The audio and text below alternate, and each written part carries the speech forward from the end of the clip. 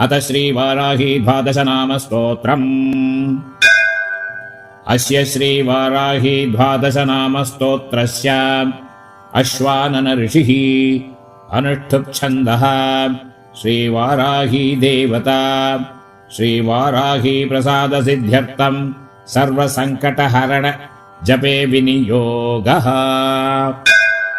पंचमी दण्डनाथा च संकेता समयेश्वरी तथा समय संकेता वाराही पौत्रिणी शिवा। वार्ताली च महासेना आज्ञाचक्रेश्वरी तथा हरिग्नी चेति संप्रोक्तं नाम द्वादशकं मुने।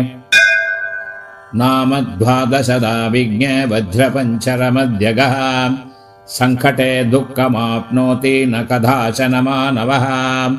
इति श्रीवाराही द्वादशनाम